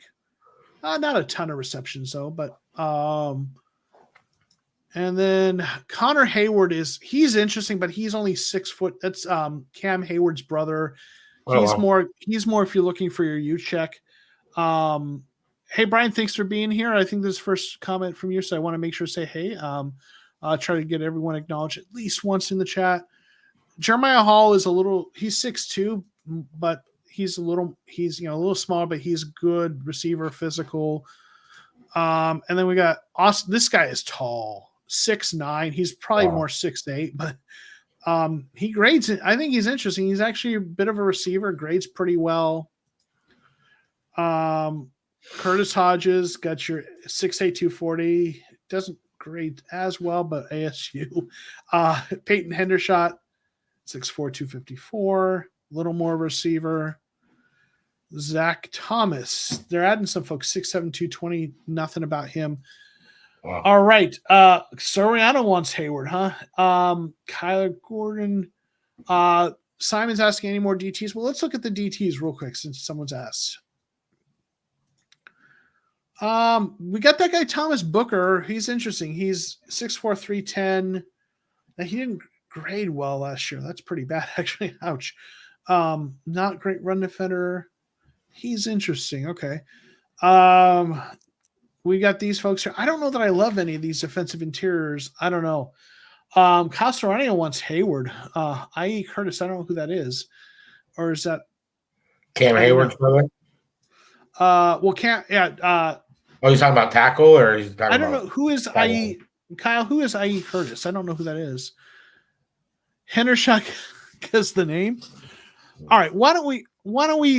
I like Stonehouse. No, I'm kidding. He's a punter. Right. Here's what we're gonna do. Let's go ahead. I want to get through to where we can talk about free agency. So we're gonna take Hendershot and call it a draft. Let's see what PFF thinks of our draft. Oh, he plays at ASU. Okay, interesting. Okay, all right. They don't like the Jack Jones pick. Ooh, but we got a B- still. Okay. There we go. We interested in a lot of positions. Jack Jones might have been a little early, but yeah. But, we don't hate it. Was it a B+? B+? Yeah, B-, we'll take it. B-. So, all right. So there we go. So that we've got that done. So what we want to do now is, we want to talk about what's transpired in free agency now since, this is things are a little bit kind of crazy and different right now. In terms of what's going on with free agency. In fact, I don't know if there's been any free agency news that since we've gone live. So if anyone knows of anything that's happened, but I don't know there's any more signings. But let's start with, I think, what is kind of the biggest news in terms of free agency, and that is what happened with Christian Kirk is free agency, right? I mean, that might not, I don't know if that might not be what you all think is the biggest news, but I know people asked about that. Be a Cardinal fan, right? Right. So, some people, I guess maybe from some perspective, the bigger news is who we actually re-signed. But, okay, we got Justin Reed signed with the Chiefs. That's interesting. Okay. So let us know in the chat what you all think about the Christian Kirk situation. And Jared, I'll let you kind of get started. What did you think of Christian Kirk signing with Jaguars for, and if the contract is there's some incentives, I believe. So it's at minimum 17 million a year, up to 21 million a year, depending on how it plays out. So what are your thoughts on that? I mean, I believe the Jaguars had the most free agent money available anyway, so they got to go out and overpay to bring guys in to begin with. But that's just a number. He's the third highest paid wide receiver in the game today. As we go to bed, think about that. Mm-hmm. Christian Kirk tonight going to bed is the third highest paid wide receiver annually, I believe, is what I saw it on Twitter. And that's just something that the Cardinals, not even in their wildest minds, would want to pay that and couldn't pay that for a slot guy. Mm-hmm. When DeAndre Hopkins went down, Christian Kirk had the chance to rise with AJ Green. And Christian Kirk ended up putting up 0 100-yard games after DeAndre Hopkins went down, and he had 1 touchdown. It sucks to see a guy who's from the Valley who, we all were so excited when we got him. And it was just weird how it just seemed by the end of it, most of us were okay with letting him walk and realizing, that's just the way of the business and whatnot. But yeah, it's kind of baffling to think that he's the third highest paid wide receiver tonight. Yeah. And so who are the highest? I mean, Hopkins is DeAndre Hopkins and Julio Jones. Okay. Yeah. So, and let's see, we've got some comments in there. We could have tagged him and it would have been cheaper. Yeah, that's crazy. Yeah. His contract is based on performance-based incentives. He has big game equals big payout or money. If not, then it's not what it may seem or guaranteed. I don't know. It makes 17 sense. million a year, though, is huge. Even at the smallest number, 17 million a year is massive. Yeah, and Eduardo, thank you, and Hopkins and Julio Jones, right? Yeah, and the minimum value is 17 million a year average, so that's still high. So, and I've been active on Twitter all day with this. Let me start with I am always, and I didn't used to be this way, but I am now always supportive of players getting theirs. They have a limited time to play. Owners make so much money. I agree. The collective bargaining, the way owners structure things with the salary cap, with rookie deals, with compensatory picks, so many things are structured to favor ownership that I will never begrudge a player for getting what they can get. I think they should get every penny they can. I am 100. Happy for Christian Kirk. Is he overpaid for his production? Sure. But the market, that's what the market paid with a team that has a quarterback on a rookie deal. They're trying to listen. We wanted our Cardinals to go all in with Kyler on his rookie deal to do the same thing. Jacksonville is trying to do what we wanted our team to do, and I don't fault him. I am happy for him. I'm glad we're not paying him that much money as a slot receiver. I don't begrudge him, but for our roster, that's too much for the situation we're in, and I had a feeling his contract was going to be big, but not that. I didn't know it'd be that big. No, so, how could you? Is he overpaid? Sure. For his production, I think so. But when Jacksonville has that much amount of money, like you said, like overpay is, what they have to do, what that organization has to do to really bring in free agents, and you have to try to get Trevor Lawrence as many people there as you can. So sure, it might be an overpay, but hey, if the Jaguars surprise everyone and they make the playoffs, are they going to look at it as an overpay if Christian Kirk's a big part of it? No. Mm-hmm.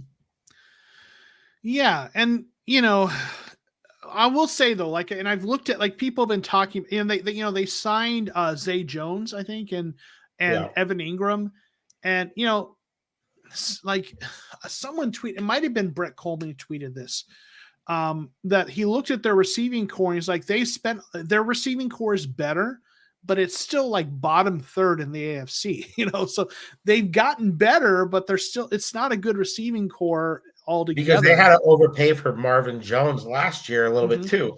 And overpay, you take it with a grain of salt, but for the production he produced, which he kind of reminds me of like an older Christian Kirk kind of, but neither of them are that big.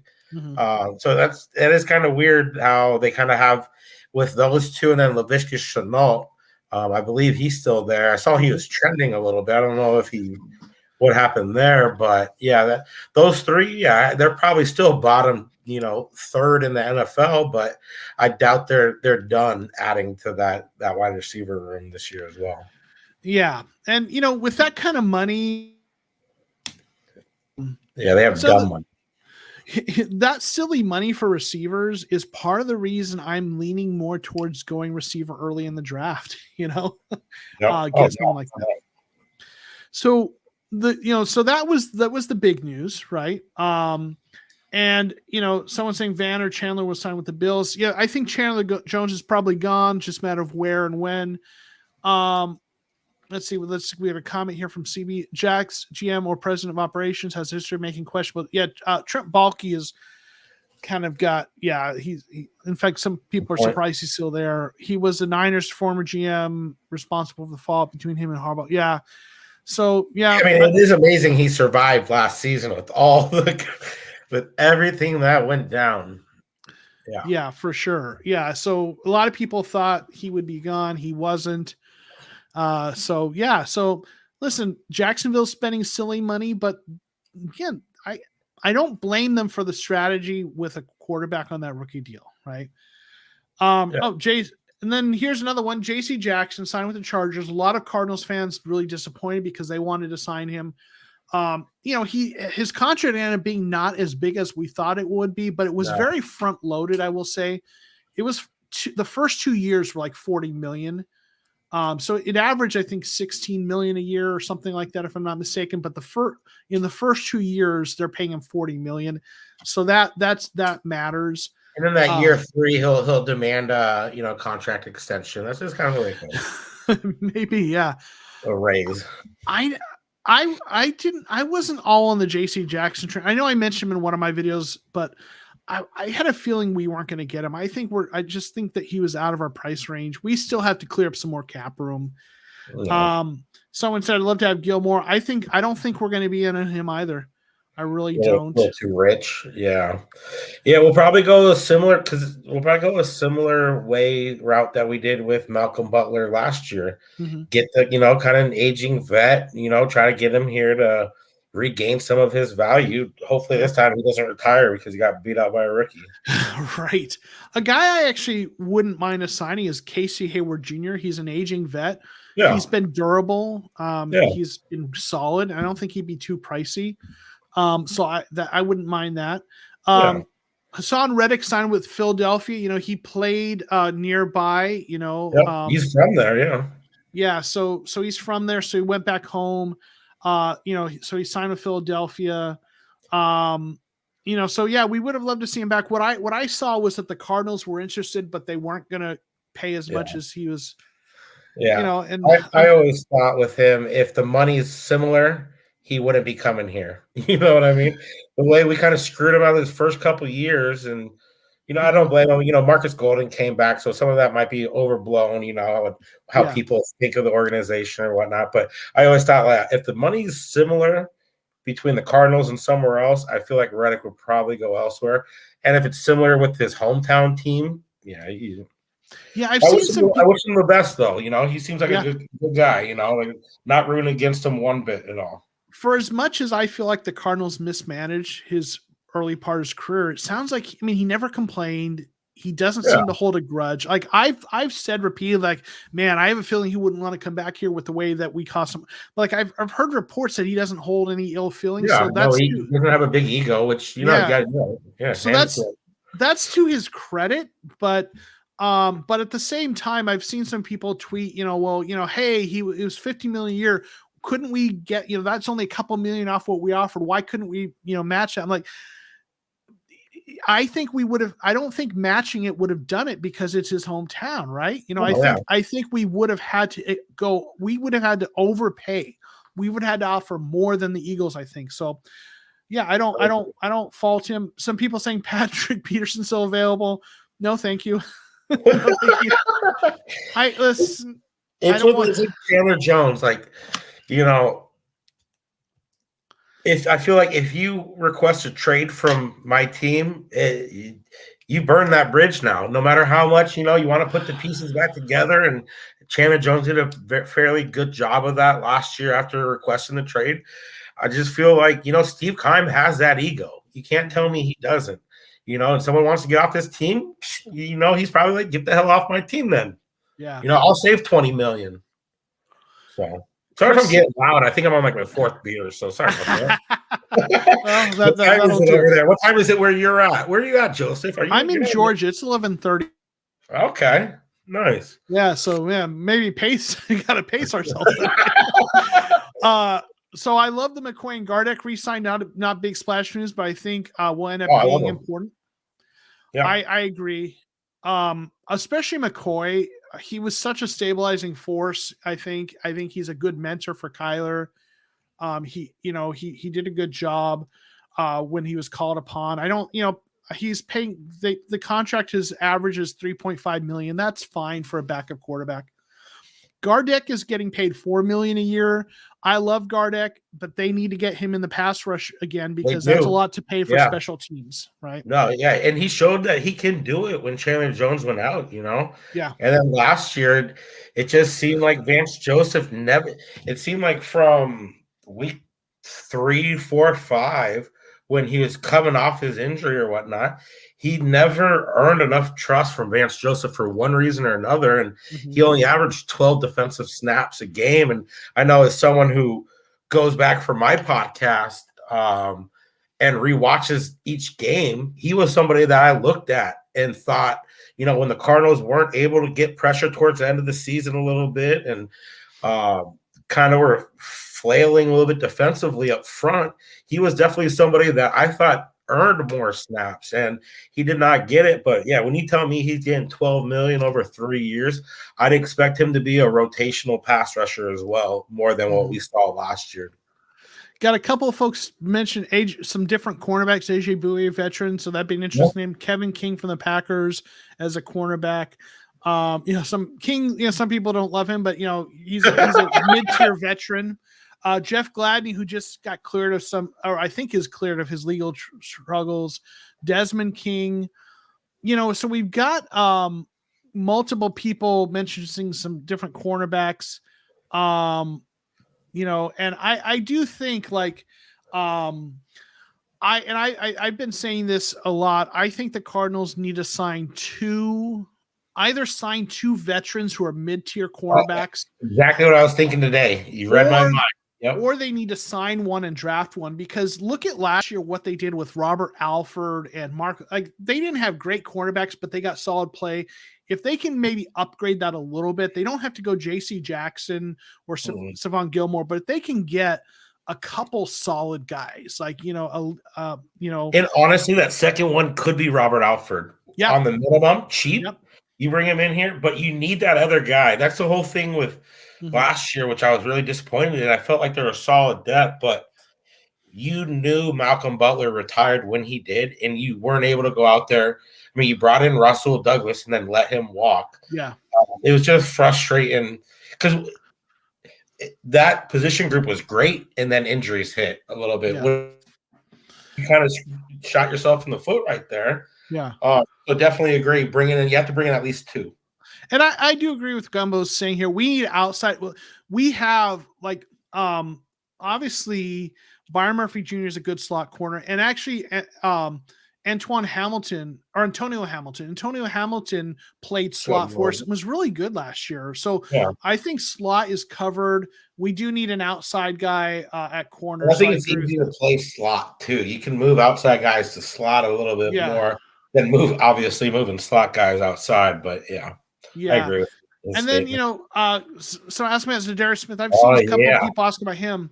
He was cut by the Packers. Yeah, he could be a replacement. I don't know what he's going to cost. He might he's gonna be, be expensive, but yeah, so he might be out of our price range, but maybe not. Depends. We'll see. But that wouldn't be a bad pickup.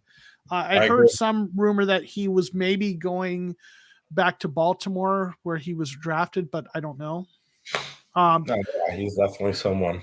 Yeah, Dante Jackson can play outside, so he's a guy who would be interesting. I think he's played a lot in zone heavy stuff, so I don't know how he'd fit in our scheme, but he's a name some people have talked about, so that's interesting. Let's talk about James Conner. What are your thoughts, Jared, on the re-signing of James Conner?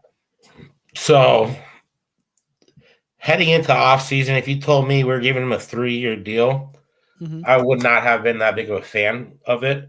But everyone has to realize, and like even me, I'm guilty of it too. It's like, whoa, we're giving him $7 million a year. Yeah, the salary cap just increased too by what, 40 million or something, 30 something million like that.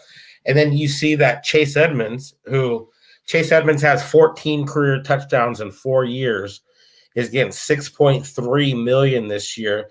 James Conner, or 6.3 million over the life of his contract each year.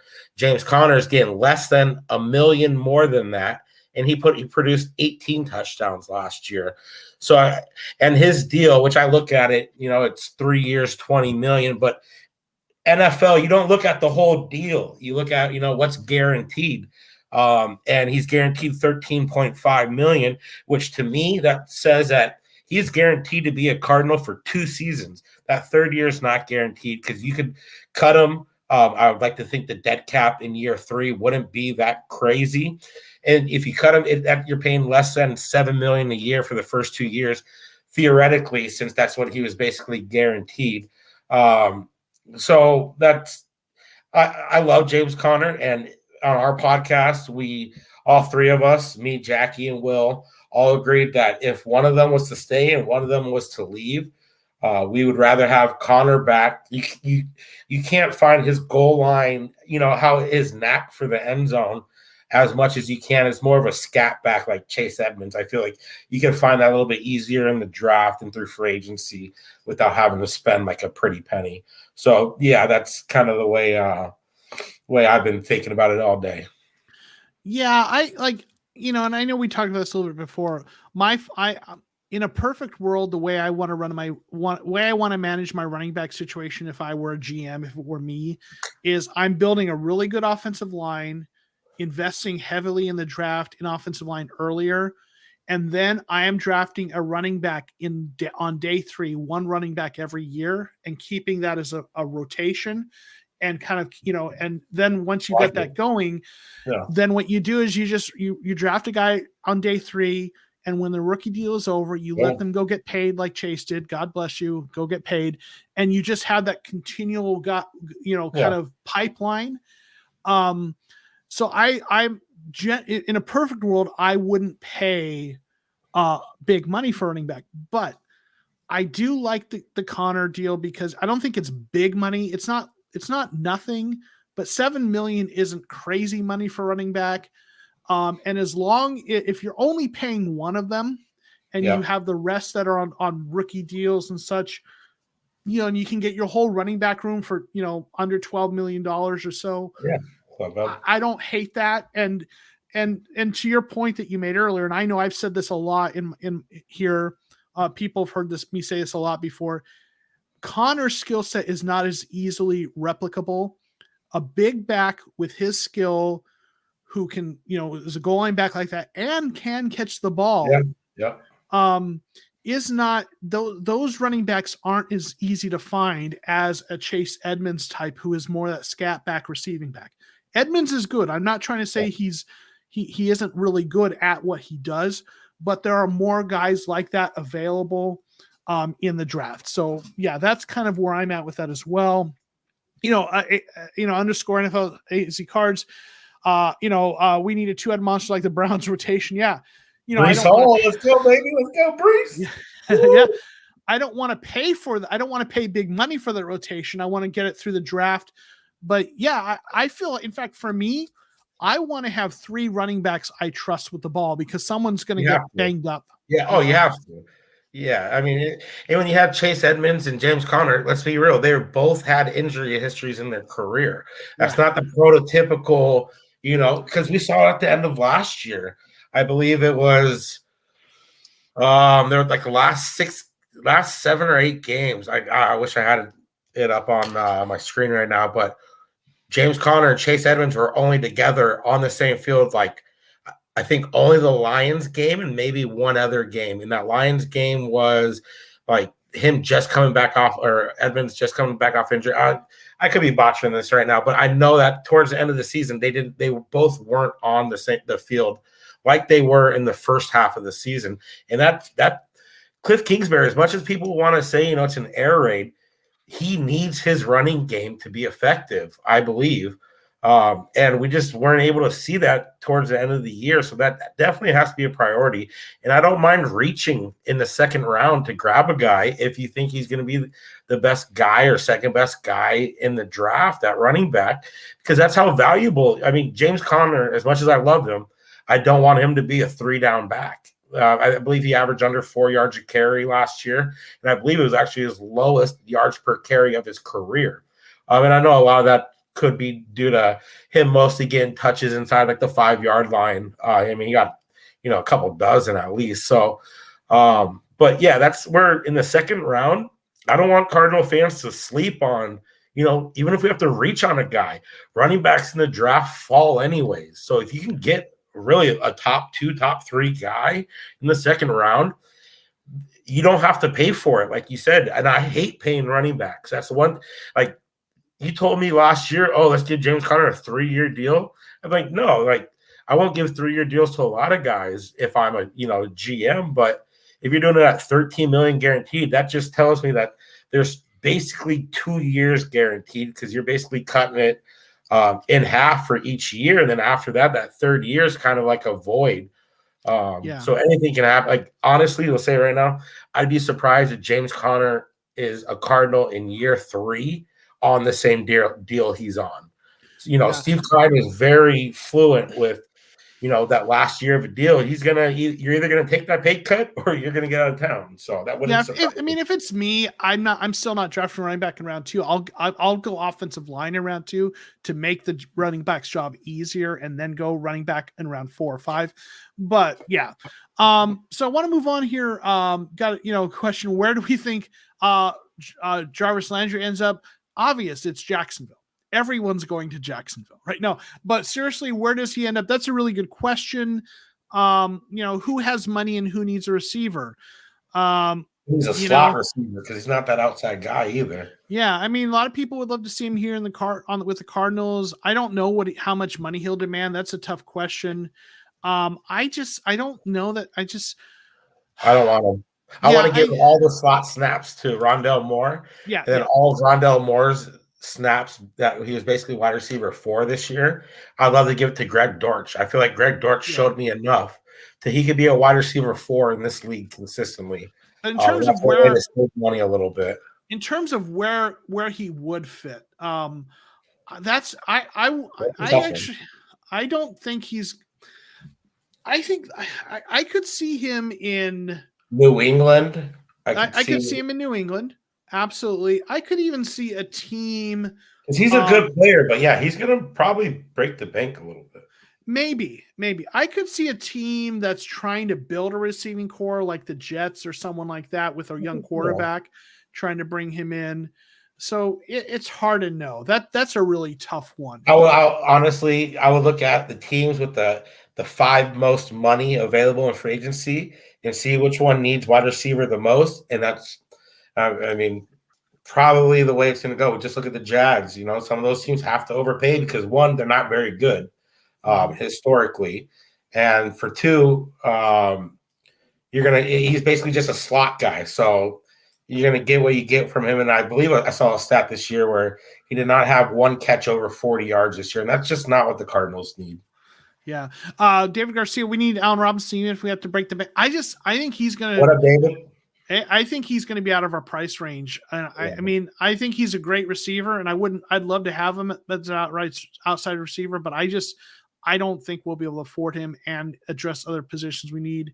I want to underscore. So he said, I'll take Wesley at wide receiver over Dortch.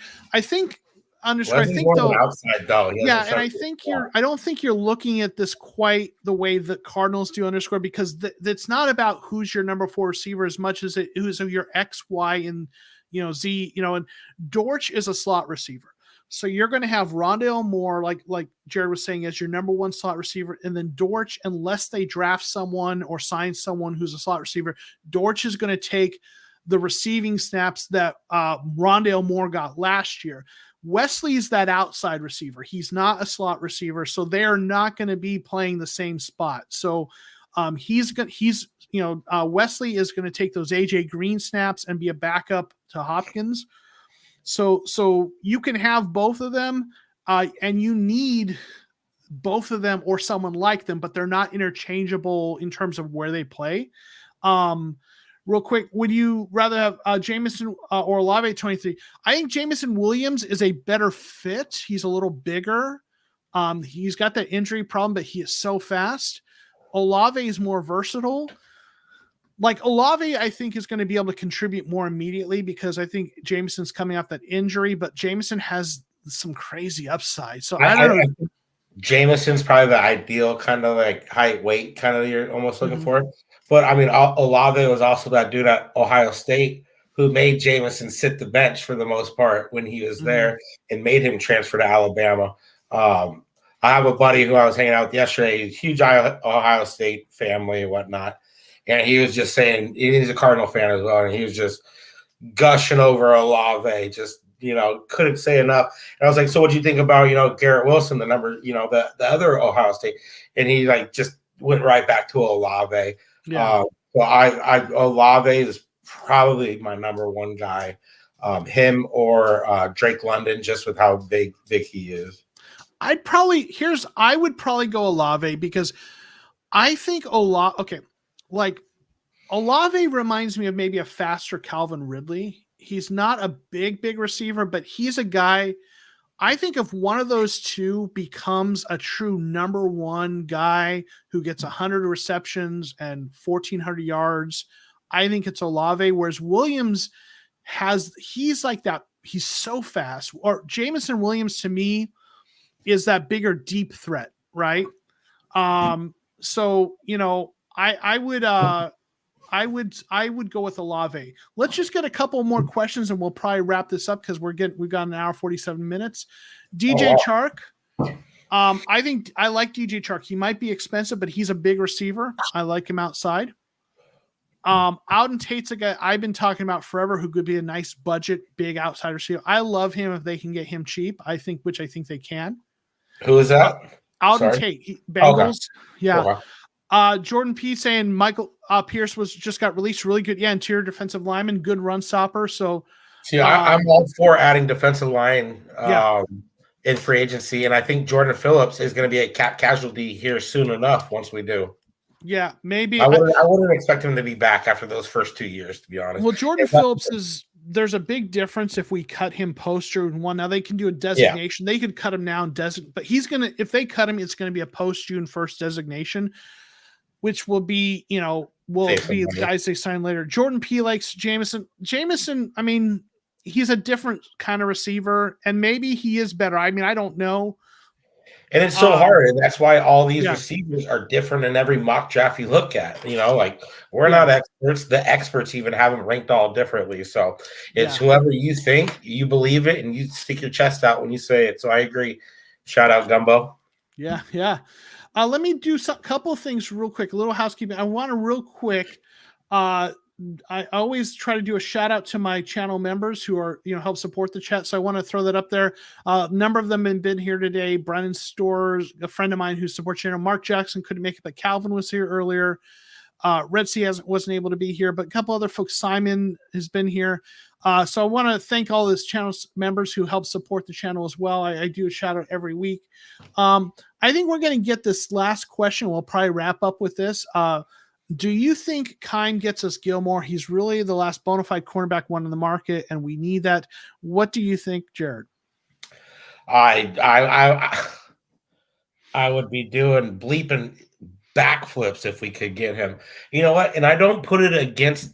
I feel like Steve Keim does a very good job in maneuvering the cap. People don't like it because he kicks the can down the road. So while he does it for this year, next year's number is going to be crazy. So I wouldn't put it against Steve Keim to get Gilmore. I'm sure, like Joseph said, it's probably an outside shot, which my favorite wide receiver is Allen Robinson right now too. And I'll admit that's probably a pipe dream. Either of those guys are a pipe dream. But if Keim can land either of those guys, that just solidifies that room for the most part.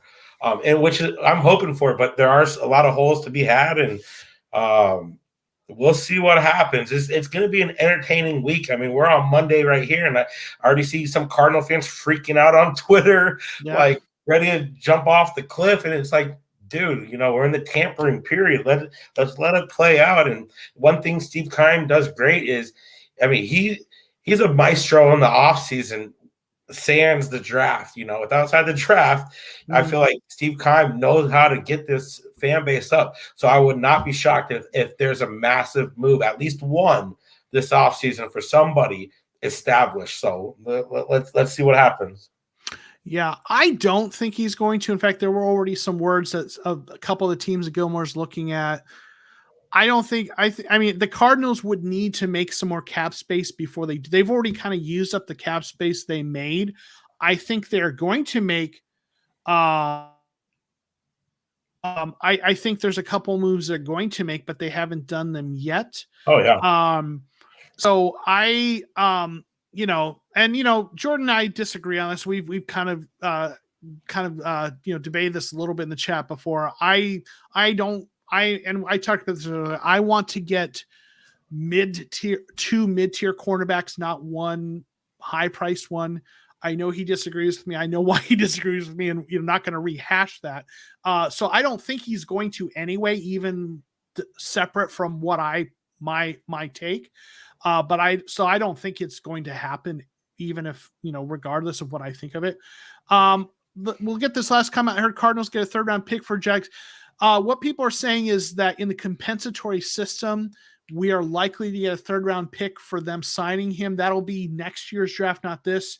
There's a whole compensatory system where they look at the players you lose and the players you sign, but they have to be free agents. Players who are cut don't count against the compensatory system, and players who are signed after the draft don't. So it's this initial period of free agent, unrestricted free agents who are signed, that when it's all said and done, they take a look at how many players you've lost and gained, and they kind of line them up and have a system.